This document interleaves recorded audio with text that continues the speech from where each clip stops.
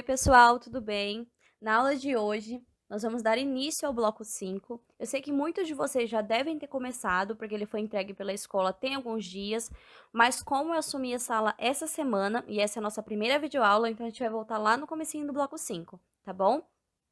Bom, pessoal, nessa aula nós iremos falar da situação de aprendizagem 3, que fala sobre os domínios morfoclimáticos e os biomas brasileiros. Já na semana que vem nós iremos estudar a situação de aprendizagem 4, que fala sobre as tecnologias e os mapas temáticos. Ou seja, o bloco 5 terão duas videoaulas, uma hoje e a próxima na quarta-feira que vem, tá bom? Então vamos para a aula de hoje. Um bioma é uma área do espaço geográfico, uma grande área do espaço geográfico, que tem por características a uniformidade. O que seria essa uniformidade? Semelhança. E semelhança em quê? No clima, na formação vegetal, na flora, na fauna, nas condições ambientais, na altitude, no solo. Então, todas essas características formam uma comunidade biológica. E essa comunidade biológica é o bioma, tá bom? Um conjunto de ecossistemas. Vamos entender o domínio morfoclimático como um conjunto espacial de certa grandeza territorial. Então, a gente analisa o quê? O relevo, os tipos de solo, as formas de vegetação. Então, são aspectos físicos daquela área, daquele espaço geográfico. Quando a gente fala morfo, a gente está fazendo referência às formas de relevo. E quando nós falamos climáticas, aos tipos de clima. Então, morfoclimáticos, referente às formas de relevo e aos tipos de clima, tá bom? Isso são características físicas daquela região, daquela área, daquele espaço geográfico. Agora, analisando o mapa, nós iremos observar a distribuição dos biomas no território brasileiro. Nós temos 6 biomas brasileiros. Então, são eles: a Amazônia e a Mata Atlântica, que são bem parecidas. Ela tem como uma característica árvores de grande porte. Então, uma diferença que a gente pode ter aí é que na Amazônia a quantidade é muito maior. Então, a gente costuma só ver as copas das árvores. Já o Cerrado, que é esse em amarelo, ele é conhecido como a savana brasileira e é o nosso bioma central, porque ele está aí no centro do nosso país, tá bom? Então, a sua característica são as árvores com galhos retorcidos e o solo, normalmente, ele é muito pobre.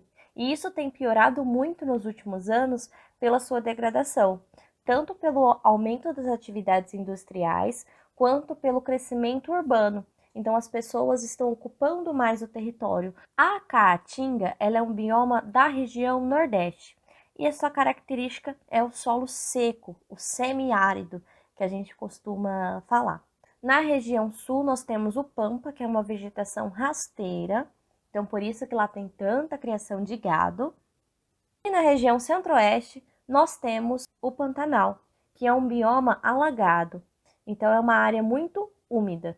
Eu coloquei outro mapa para vocês aqui do lado que mostra um pouquinho do sistema costeiro marinho. E o sistema costeiro marinho, ele é colocado nesse mapa, que é o que vocês têm no livro, porque ele é como se fosse uma área de transição entre os dois biomas.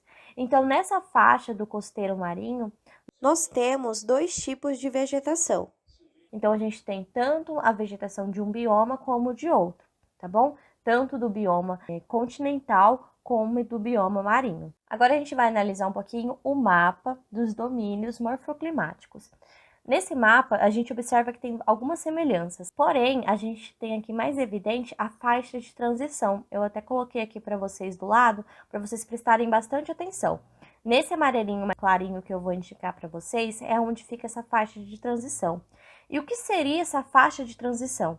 São as áreas intermediárias entre as regiões naturais, que normalmente nós temos 2 ou mais domínios morfoclimáticos. O que acontece?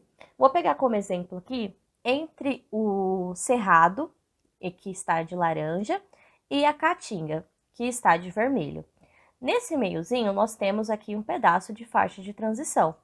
O que isso significa? Que nesse meio nós encontramos vegetações tanto do domínio morfoclimático cerrado quanto do domínio morfoclimático da caatinga, tá bom? Porque não tem como você terminar uma vegetação e já começar outra. A natureza não é assim delimitada. Então, nesse meiozinho, eles se misturam. Por isso que a gente encontra dois tipos de vegetações nessa área, tá bom? Beleza. Então, vocês já observaram um pouquinho dos biomas e algumas características dos domínios morfoclimáticos, e agora a gente precisa entender qual que é a diferença entre os domínios morfoclimáticos e os biomas. Quando a gente fala em bioma, a gente está falando num conjunto de seres vivos, da fauna e da flora. Então, eles se adaptam a uma determinada região e se interagem naquele ambiente. Então, isso é um bioma. Quando a gente fala em bioma, a gente está falando de uma comunidade biológica, um conjunto de ecossistemas. Sempre que a gente falar a palavra bioma, vocês têm que lembrar de vida, tá bom? Já o domínio morfoclimático, por sua vez, ele considera o quê?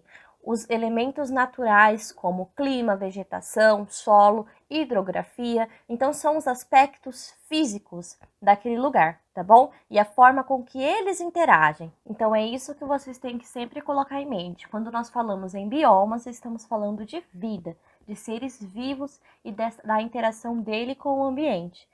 Quando nós falamos em domínio, nós estamos falando de aspectos físicos, o relevo, o clima, a vegetação, o solo, entre outros aspectos. Beleza? Então vamos para o próximo. A atividade 3 é uma atividade sobre a faixa de transição. Eu já expliquei para vocês como é que funciona. A gente não consegue terminar um domínio morfoclimático e começar outro. E a mesma coisa acontece com os biomas. No mapa, nós temos o verde claro representando a Mata Atlântica e o rosa representando o Cerrado. Então, nós vamos analisar nessa atividade o estado de São Paulo. No estado de São Paulo, nós temos o predomínio, ou seja, nós temos a maior quantidade de Mata Atlântica, mas nós também temos algumas áreas com Cerrado. E claro que nessa parte verde, onde está indicando a Mata Atlântica, pode ser que a gente encontre características, aspectos naturais do Cerrado. E por que isso acontece? Por causa dessa faixa de transição. A gente não consegue terminar o bioma e começar o outro certinho. A natureza não é dessa forma. As árvores ali no meio, entre um bioma e outro, elas acabam se misturando. Por isso, a gente acaba tendo dois biomas aí nessa faixa de transição, tá bom? Na atividade 5, a gente vai falar um pouquinho sobre o bioma cerrado. O cerrado, ele é o segundo maior bioma da América do Sul. Como eu falei para vocês, ele é conhecido como a savana brasileira. E apesar do cerrado apresentar o seu solo ácido e pobre de nutrientes, ele costuma ser chamado berço de águas.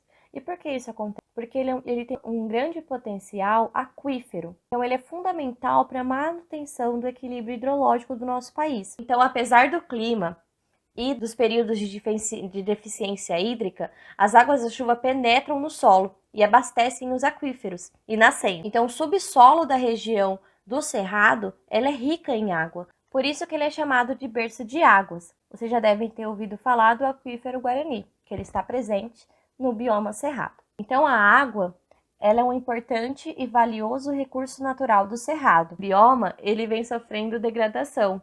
E como eu falei para vocês, isso acontece principalmente pelo desmatamento para ocupação da agropecuária, também pelo crescimento urbano. Com toda essa degradação, a gente perde a biodiversidade e os serviços ecológicos do bioma cerrado. A questão C fala para vocês verificarem as atividades econômicas e as ameaças à manutenção das diversas formas de vida no cerrado. Eu deixei para vocês um link com material de apoio. Clicando em cima aí, tanto do emoji quanto aonde está escrito material de apoio, vocês vão ser encaminhados para um site que fala sobre os fatores, um dos impactos que tem aumentado a degradação do bioma cerrado, tá bom? O próximo bioma que nós iremos falar um pouquinho é sobre a Mata Atlântica. O bioma Mata Atlântica, ele correspondia a 15% do território nacional, mas hoje, atualmente, resta apenas 12,5% da floresta no nosso país. Cerca de 70% da população brasileira vive no território da Mata Atlântica, onde as nascentes e os mananciais abastecem as cidades, sendo os fatores que têm contribuído com os problemas da crise hídrica. Como eu falei para vocês, a biodiversidade da Mata Atlântica ela é semelhante à do bioma Amazônia. Então, os animais mais conhecidos da Mata Atlântica são o mico-leão dourado, a onça pintada, o bicho preguiça, a capivara. Então, na questão 5.2, vocês vão ter que elaborar uma pesquisa sobre a Mata Atlântica que contém as principais características dela. Então, os recursos naturais, a biodiversidade, os povos, as comunidades tradicionais desse bioma e os impactos ambientais que ocorrem nele, tá bom? Eu também deixei um material de apoio para vocês, mas eu peço que vocês pesquisem também fora desse material, tá bom? Sempre se atentando a sites seguros. Bom, pessoal, essa foi a aula de hoje. Espero que vocês tenham gostado, que tenham entendido. Aqui embaixo na descrição do vídeo eu vou deixar para vocês um fórum de dúvida. Caso vocês não tenham entendido alguma parte, vocês podem deixar aqui embaixo, aqui na videoaula da semana que vem. Eu volto um pouquinho no tema e a gente debate de novo, tá bom? Eu também estou disponível no WhatsApp, então caso vocês tenham alguma dúvida e queiram perguntar por lá também, é só me mandar no privado que eu respondo vocês, tá bom? Então, um beijo até semana que vem. Tchau!